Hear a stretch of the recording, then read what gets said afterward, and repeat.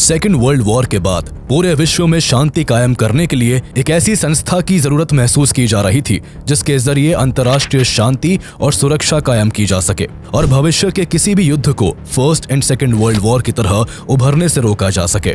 इसी उद्देश्य के साथ 24 अक्टूबर 1945 को यूनाइटेड नेशंस अस्तित्व में आता है, जिसकी सिक्योरिटी काउंसिल में सेकेंड वर्ल्ड वॉर के 5 विजेता देश शामिल होते हैं, जिनमें अमेरिका, यूएसएसआर, ब्रिटेन, फ्रांस और द रिपब्लिक ऑफ चाइना शामिल थे। इन 5 देशों को खास प्रकार की शक्तियां दी गई थी जिसका इस्तेमाल कर इनमें से कोई एक देश किसी भी रेजोल्यूशन को रुकवा सकता था, फिर चाहे बाकी के 4 देश उस रेजोल्यूशन के पक्ष में ही क्यों ना हो। इस खास ताकत को वीटो पावर कहा जाता है, जिसका इस्तेमाल इसमें शामिल सभी 5 देशों ने अपने अपने फायदे के लिए कई बार किया। लेकिन 1945 के चाइनीज सिविल वॉर और फिर 1950 के कोरियन वॉर में कम्युनिस्टों की बढ़ती ताकत से अमेरिका परेशान हो चुका था। इसलिए अमेरिका अपने 2 करीबी देश ब्रिटेन और फ्रांस के साथ मिलकर चाइना को सिक्योरिटी काउंसिल से बाहर निकालकर उसकी जगह भारत को शामिल करना चाहता था, जिसे जवाहरलाल नेहरू ठुकरा देते हैं। इसके 5 साल बाद यही प्रपोजल 1955 में सोवियत यूनियन नेहरू को देता है, लेकिन इस बार भी यूएनएससी जैसी ताकतवर संस्था का सदस्य बनने का प्रस्ताव पंडित नेहरू अस्वीकार कर देते हैं। कहा जाता है कि दोनों ही बार नेहरू ने चाइना की दोस्ती के कारण ऐसा किया था, जिस वजह से भारत यूएनएससी जैसे पावरफुल और अंतर्राष्ट्रीय दृष्टिकोण से बेहद ही अहम वीटो पावर को पाते पाते रह गया। चलिए जानते हैं कि क्या सच में पंडित नेहरू ने एक नहीं बल्कि 2 बार यूएनएससी के परमानेंट मेंबर के प्रस्ताव को ठुकरा दिया था, या फिर सालों से किया जा रहा यह दावा केवल नेहरू को बदनाम करने के लिए किया जा रहा है। भारत यूनाइटेड नेशन के संस्थापक सदस्यों में से एक है और 1942 में बने यूनाइटेड नेशन चार्टर में भारत के भी सिग्नेचर्स है। यूनाइटेड नेशन की स्थापना के समय चाइना में चियांग काई शेक की कुओमितांग पार्टी और माओ की कम्युनिस्ट पार्टी के बीच सत्ता को लेकर घमासान युद्ध छिड़ा हुआ था। अमेरिका, ब्रिटेन और फ्रांस यूएसएसआर के बाद दूसरे किसी कम्युनिस्ट शासित देश को यूनाइटेड नेशन सिक्योरिटी काउंसिल का परमानेंट मेंबर नहीं बनने देना चाहते थे। इसलिए इस समय ये सीट चियांग काई शेक के शासन वाली रिपब्लिक ऑफ चाइना को मिली। पर 1949 तक आते आते चाइना में कम्युनिस्टों की विजय ने चियांग काई शेक को ताइवान द्वीप पर भागने पर मजबूर कर दिया, जिससे चीन की सत्ता माओ के नेतृत्व में पीपल्स रिपब्लिक ऑफ चाइना के हाथों में आ गई। जिसके बाद चियांग काई शेक और माओ दोनों ने इंटरनेशनल लेवल पर अपने आप को चीन का असली दावेदार होने का दावा किया।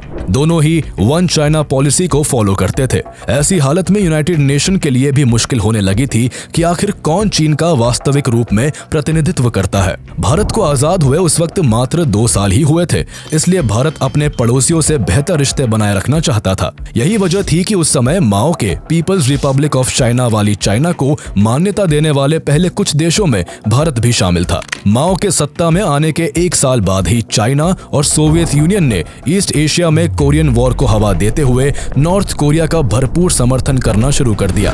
ये वॉर कोल्ड वॉर के अंतर्गत लड़ा जाने वाला सबसे पहला और महत्वपूर्ण संघर्ष था। अमेरिका और सोवियत दोनों की मंशा एशिया पर अपना इन्फ्लुएंस जमाने का था। उस समय अमेरिका ने नॉर्थ कोरिया के खिलाफ एक रेजोल्यूशन लाकर उसे आसानी से पास करवा लिया, क्योंकि उस समय यूएसएसआर सिक्योरिटी काउंसिल का बॉयकॉट कर रहा था, जिस वजह से वो इस रेजोल्यूशन को रोकने में अड़ंगा नहीं डाल पाया। पंडित नेहरू ने भी अमेरिका के इस रेजोल्यूशन को अपना समर्थन दिया था। अमेरिका को एशिया में एक ऐसे साथी की जरूरत थी जो उभरते कम्युनिस्ट चाइना को काउंटर कर सके। दरअसल अमेरिका नहीं चाहता था कि दुनिया में यूएसएसआर के बाद चाइना एक मजबूत कम्युनिस्ट देश बनकर उभरे। ऐसे में उसकी मंशा हाल में ही अंग्रेजों के चंगुल से मुक्त हुए एशिया के एक और बड़े देश भारत पर थी। अमेरिका डेमोक्रेसी को सपोर्ट करता था और भारत भी उस समय डेमोक्रेटिक देश बनने की दहलीज पर था। ऐसे में अपने लिए बेहतर स्थिति को देखते हुए अमेरिका ने कोई ऑफिशियल प्रपोजल रखने से पहले बड़ी चालाकी से नेहरू जी के पास अनऑफिशियल प्रपोजल भेजा। 24 अगस्त 1950 को पंडित नेहरू को अपनी बहन विजय लक्ष्मी पंडित का एक पत्र मिला, जो कि उस समय अमेरिका में भारत की राजदूत थी। उन्होंने अपने भाई नेहरू को पत्र में लिखा कि अमेरिका रिपब्लिक ऑफ चाइना को हटाकर भारत को सिक्योरिटी काउंसिल में शामिल करवाना चाहता है। दरअसल विजय लक्ष्मी पंडित के आगे ये प्रपोजल उस समय अमेरिकी विदेश मंत्रालय के शांति वार्ता के प्रभारी जॉन फॉस्टर ड्यूलिस ने रखा था, जिसके जवाब में विजय लक्ष्मी पंडित ने इस मामले में अमेरिका को थोड़ा धीमा रुख अपनाने को कहा। दरअसल वो अपने भाई जवाहरलाल नेहरू के रुख से पूरी तरह अवगत थी, इसलिए उन्होंने उसी समय अमेरिकियों से कहा कि भारत उनके इस प्रस्ताव को शायद ही स्वीकार करेगा। उस समय जॉन फॉस्टर डलेस इस कदर एक्साइटेड थे कि उन्होंने इस मुद्दे पर एक इन्फ्लुएंशियल कॉलुमिनिस्ट मार्क्विस चाइल्ड्स को पब्लिक ओपिनियन बनाने को कहा था। लेकिन विजय लक्ष्मी ने जो सोचा और कहा था आखिर वही हुआ। 30 अगस्त 1950 को अपनी बहन के पत्र के जवाब में पंडित नेहरू ने लिखा कि वो चाइना की जगह इंडिया को यूएनएससी के परमानेंट मेंबर बनाने के प्रपोजल को एक्सेप्ट नहीं करेंगे, क्योंकि ऐसा करने से एक महान देश चाइना का सीधा सीधा अपमान होगा और चाइना के साथ भारत के रिश्ते बेहद खराब हो जाएंगे। उन्होंने आगे लिखा कि उनके इस रुख से अमेरिकी विदेश मंत्रालय जरूर नाराज होगा, परंतु वो इस प्रस्ताव को स्वीकार कर अपने पड़ोसियों से रिश्ता खराब नहीं कर सकते। जहां जवाहरलाल नेहरू चाइना के कॉस्ट पर भारत को सिक्योरिटी काउंसिल में शामिल नहीं करना चाहते थे, तो वही उस समय यूएसएसआर करीब 8 महीनों से यूनाइटेड नेशन में अमेरिकी दबदबे का विरोध करते हुए इसका बॉयकॉट कर रहा था, जिससे नेहरू को यह आशंका भी थी कि ऐसा करने पर यूएसएसआर यूनाइटेड नेशन को छोड़ सकता है और इस तरह यूएसएसआर का यूएन से बाहर होना और चाइना की जगह पर भारत का यूएनएससी का परमानेंट मेंबर बनना भारत को पड़ोसी देशों का दुश्मन बना सकता है। इसलिए नेहरू अपने फैसले पर डटे रहे और यूएनएससी सीट के प्रपोजल को स्वीकार नहीं किया। नेहरू के इस जवाब के बाद कोई भी बात आगे नहीं बढ़ पाई और भारत के हाथ से यूएनएससी में शामिल होने का मौका जाता रहा। उसी साल 1950 में सरदार पटेल ने जवाहरलाल नेहरू का चीन की तरफ बढ़ते झुकाव को देखते हुए उससे सावधान रहने के लिए कहा था। अपनी मृत्यु के 1 महीने पहले 7 नवंबर 1950 को देश के पहले गृह मंत्री सरदार वल्लभ भाई पटेल ने चीन के खतरे को लेकर नेहरू को आगाह करते हुए एक चिट्ठी में लिखा था कि भले ही भारत चीन को मित्र के तौर पर देखता है, लेकिन कम्युनिस्ट चीन की अपनी महत्वाकांक्षाएं और उद्देश्य है। पटेल ने यह भी लिखा कि हमें ध्यान रखना चाहिए कि तिब्बत के गायब होने के बाद अब चीन हमारे दरवाजे तक पहुंच गया है, लेकिन अपने अंतर्राष्ट्रीय आदर्शवाद और कूटनीतिक समझ के सामने पंडित नेहरू ने पटेल की सलाह को कोई खास अहमियत नहीं दी। कांग्रेस नेता और संयुक्त राष्ट्र में अंडर सेक्रेटरी जनरल रहे शशि थरूर ने नेहरू पर अपनी किताब Nehru the invention of India में इस बात की चर्चा भी की है। इस किताब में उन्होंने लिखा है कि 1953 के आसपास भारत को यूएन के सिक्योरिटी काउंसिल में परमानेंट मेंबर बनने का प्रस्ताव मिला था, लेकिन उसे एक्सेप्ट नहीं किया गया। शशि थरूर के अनुसार भारतीय राजनयिकों ने ये फाइल देखी थी जिस पर नेहरू के इनकार का जिक्र था। थरूर के अनुसार नेहरू ने यूएन की सीट ताइवान के बाद चीन को देने की वकालत की थी। 1953 में अमेरिका ने साउथ एशिया के लिए मॉनरो डॉक्ट्रिन्स की परिकल्पना की थी, जिसके अनुसार अमेरिका इंडियन सबकॉन्टिनेंट से सोवियत यूनियन और चाइना के इन्फ्लुएंस को खत्म करना चाहता था, लेकिन जवाहरलाल नेहरू इससे सहमत नहीं थे और अमेरिका के इस प्रयास को खारिज कर दिया था। उस समय कोरियन वॉर में चाइना नॉर्थ कोरिया को खुलकर सपोर्ट कर रहा था, जिस कारण अमेरिका और चीन के रिश्ते में कड़वाहट आ चुकी थी। अमेरिका किसी भी कीमत पर चाइना के इन्फ्लुएंस को रोकना चाहता था और भारत को अपने पक्ष में करना चाहता था, लेकिन जवाहरलाल नेहरू विश्व शांति के समर्थक थे और दुनिया को जंग, आपसी नफरत, तनाव और भय से मुक्त देखना चाहते थे। जिस चाइना की दोस्ती के लिए भारत ने यूएन की मेंबरशिप को ठुकरा दिया था, वही चाइना हमेशा भारत के खिलाफ खड़ा रहा है। 2019 में पुलवामा हमले के बाद जैश ए मोहम्मद के सरगना मसूद अजहर को यूएन में जब भारत के कहने पर फ्रांस ने ग्लोबल टेररिस्ट डिक्लेयर करने का प्रस्ताव रखा, तब भी इसी चाइना ने चौथी बार अड़ंगा डालते हुए वीटो पावर का इस्तेमाल कर भारत की इस कोशिश को नाकाम कर दिया था। इस इंसिडेंट के बाद फिर से शशि थरूर की उसी किताब का हवाला देकर नेहरू को भाजपा नेताओं ने खूब कोसा।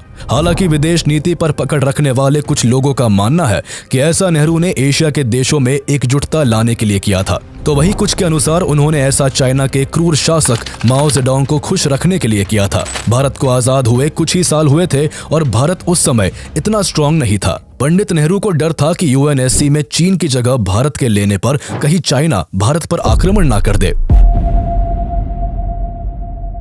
1950 के 5 साल बाद भारत को एक बार फिर यूएनएससी का मेंबर बनने का मौका मिलता है। 1955 में यूएसएसआर के प्रीमियर निकोलाई बुल्गैनिन ने प्रधानमंत्री नेहरू को यूएनएससी के 6th परमानेंट मेंबर बनने का ऑफर दिया। उस समय बुल्गैनिन ने नेहरू को डायरेक्ट संदेश भेजते हुए कहा कि वो अंतर्राष्ट्रीय स्तर पर फैले तनावों में कमी लाने के बारे में बातें कर रहे हैं और सुझाव देना चाहते हैं कि भारत को 6ठे सदस्य के रूप में सुरक्षा परिषद में शामिल किया जा सकता है। नेहरू ने इस पर प्रतिक्रिया देते हुए कहा कि शायद बुल्गेनिन भी जानते हैं कि अमेरिका के कुछ ऑफिशियल्स अभी भी चाइना की जगह पर भारत को यूएनएससी की सीट देना चाहते हैं, लेकिन ऐसा होने से हमारे और चीन के बीच गहरे मतभेद हो सकते हैं और हम इसके सरासर खिलाफ है। दरअसल उस समय नेहरू पूरी दुनिया में नॉन अलाइन्ड मूवमेंट और सोशलिज्म के बड़े प्रचारक थे और वो इस इमेज को खराब नहीं होने देना चाहते थे। ऐसा होने पर उन्हें लगता था कि भारत के लिए मुश्किलें पैदा हो सकती है और इससे उन्हें खुद के आदर्शों के खिलाफ जाना पड़ेगा, जिससे वो दुनिया में विवाद का विषय बन सकते हैं। नेहरू के अनुसार यदि भारत को यूएनएससी में शामिल किया जाने पर विचार भी किया जाता तो सबसे पहले यूनाइटेड नेशन के चार्टर में अमेंडमेंट करने की आवश्यकता होती, जो उस समय करना संभव नहीं था। इसी तर्ज पर आगे नेहरू ने बुल्गेनिन से कहा कि हमारा मानना है कि ऐसा तब तक नहीं किया जाना चाहिए जब तक कि चीन के शामिल होने का मुद्दा हल ना हो जाए, और इसलिए हमें सबसे पहले चीन को प्रवेश दिलाने पर ध्यान देना चाहिए। इसके अलावा नेहरू ने अपनी बात खत्म करते हुए कहा कि उनके हिसाब से भारत को यूएनएससी में शामिल कराने का ये उपयुक्त समय नहीं है। नेहरू द्वारा रिजेक्ट किए गए इस ऑफर पर बुल्गेनिन ने उन्हें इसके लिए और पुश करना सही नहीं समझा, इसलिए उन्होंने नेहरू की राय को मानकर बात को आगे नहीं बढ़ाया। जवाहरलाल नेहरू के इस जवाब के बाद दूसरी बार भी भारत के हाथ से यूएनएससी के मेंबर बनने का मौका जाता रहा। इसके पीछे का कारण भी नेहरू का चीन के साथ अच्छा रिश्ता था।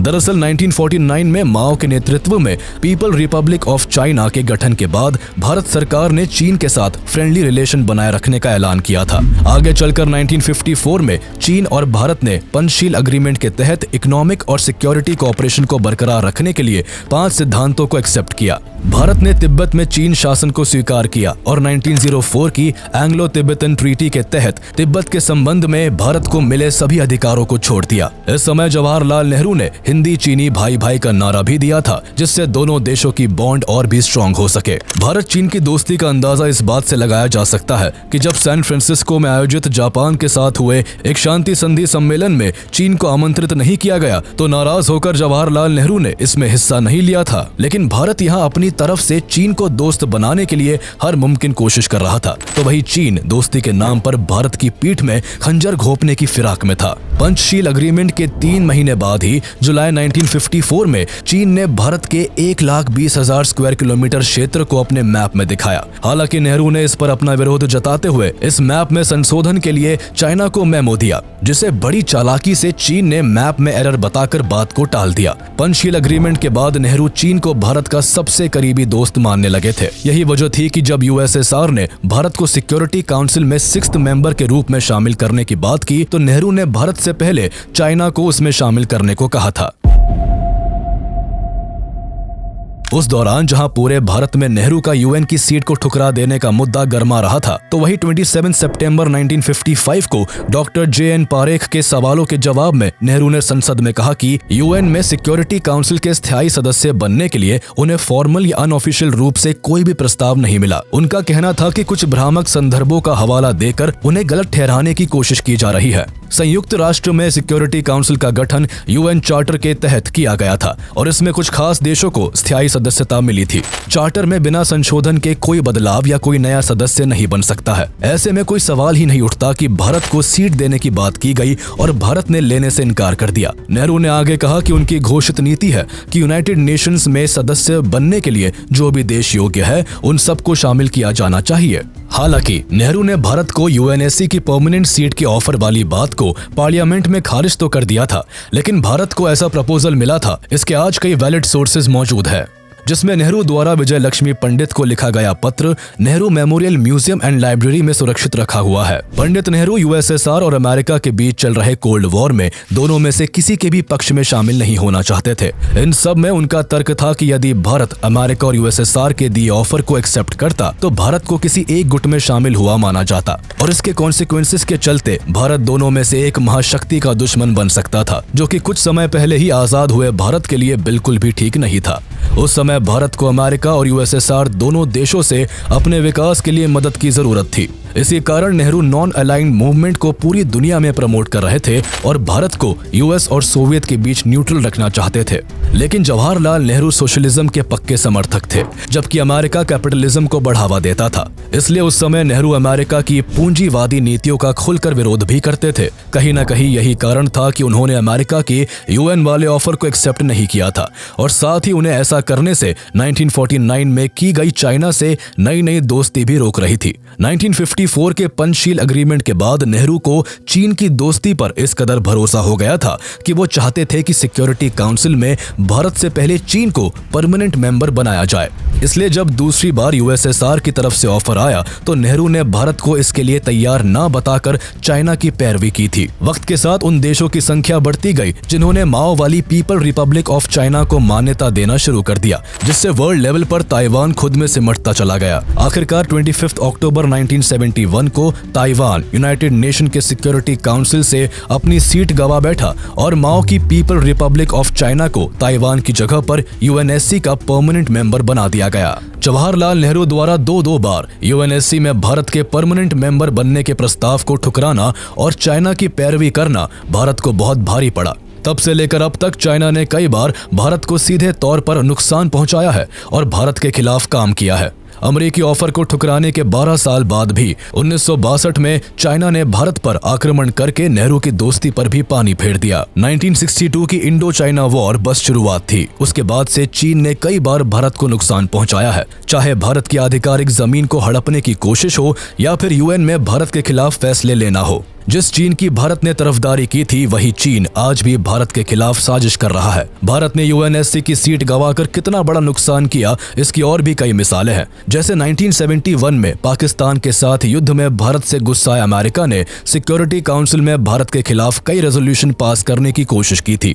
हालांकि उसे यूएसएसआर ने वीटो का इस्तेमाल कर खारिज करवा दिया था। लेकिन अगर भारत यूएनएससी का परमानेंट मेंबर होता तो वो खुद अपनी शक्तियों का इस्तेमाल कर सकता था और कश्मीर जैसे मुद्दे पर पाकिस्तान को आसानी से घेर सकता था। नेहरू के दृष्टिकोण से भारत भले ही 1955 में इसमें शामिल होने के लिए तैयार नहीं था, लेकिन आज भारत दुनिया का सबसे बड़ा डेमोक्रेटिक देश और वर्ल्ड की 5th लार्जेस्ट इकोनॉमी है, जो कि यूएनएससी का परमानेंट मेंबर बनने के लिए पूरी तरह से तैयार और हकदार भी है। आज के दिन भारत की इस दावेदारी को रशिया, अमेरिका, ब्रिटेन और फ्रांस भी सपोर्ट करते हैं। लेकिन भारत के यूएनएससी का मेंबर बनने के विरोध में अगर कोई है तो वो चीन है, जिसकी पैरवी करते हुए भारत ने खुद को पीछे कर लिया था।